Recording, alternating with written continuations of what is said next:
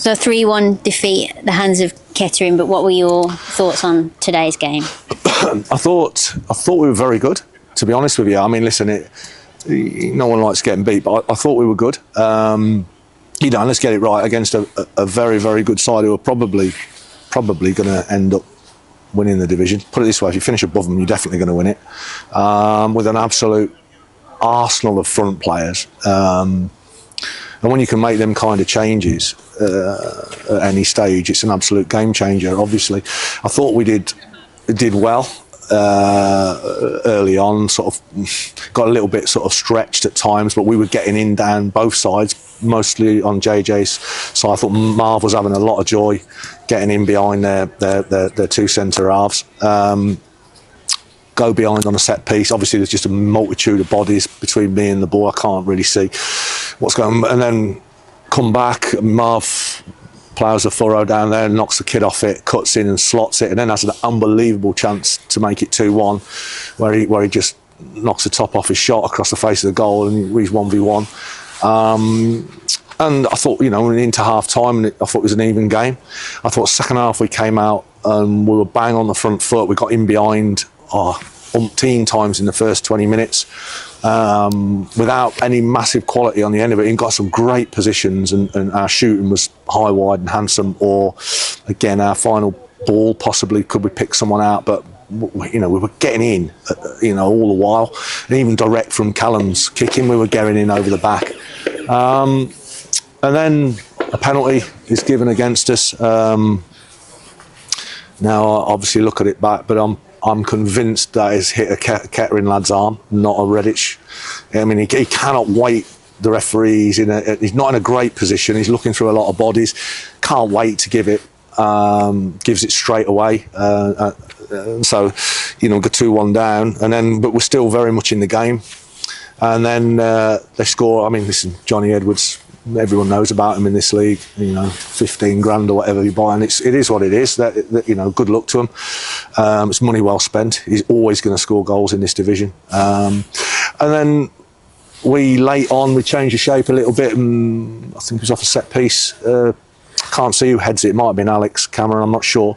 But it looks an absolute mile over the line. And I know I'm on the halfway line, but the lads are saying it's easy, a yard in. And the linesman's bang, because I look straight away, and he's banging the right position in the corner flag.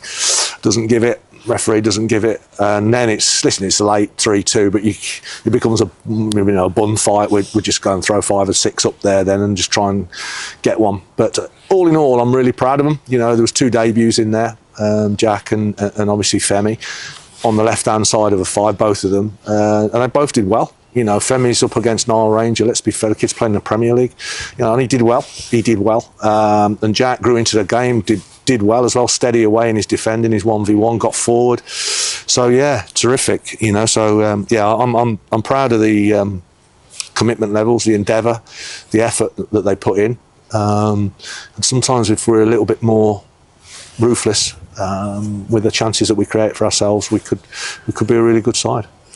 So in terms of your squad that you've got now at the minute, like we've mentioned before, it's now relatively new. We've had a few leave, and obviously Jaden was the latest one. It's not been told where he's going, but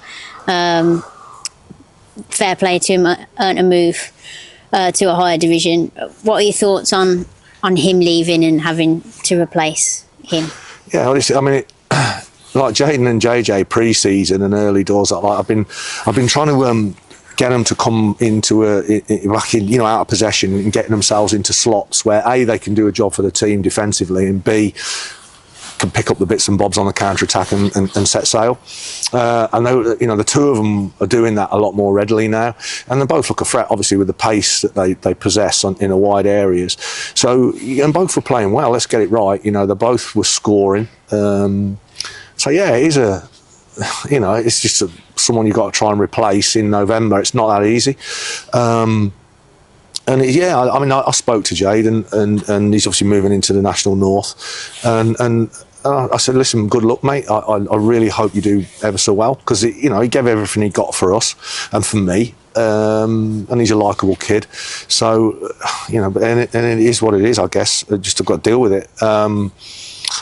But as I say, the 2 that came in, I thought stood up and were counted against. I mean, you couldn't come to a more difficult team to make your debut against. You know, you're always going to be up against it with the quality that they possess. And I thought they did really well, acquitted themselves really well. So all in all, I'm really pleased. I'm just those real.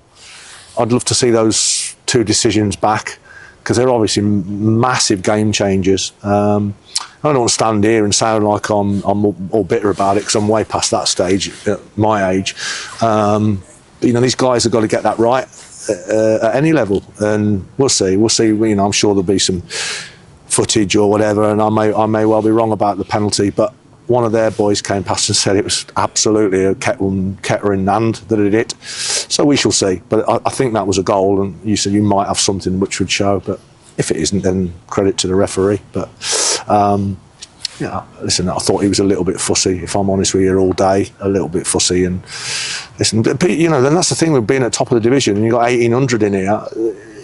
It may well influence that kind of thing, you know what I mean? And great, you know, if you're the home team, happy days. You got 1,800 getting down, jumping down his throat every time he makes a decision. That's great. So, you know, they're a really good side, and I can see them strengthening as it goes along, and being, this place could be a very, very difficult place to come. So moving forwards, we've always said about quick turnarounds, and we've got another one, a chance to progress in the cup, but likely won't be an easy game. They're flying in step 4. Yeah.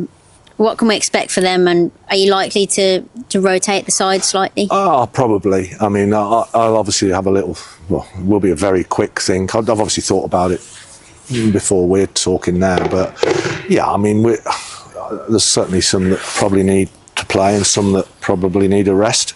And yes, Worcester are a big fish in step 4. You know, they're another one that can have got support and can, you know, put money on the table for lads, and they've got some really good players. So yes, it'll be a really tough game.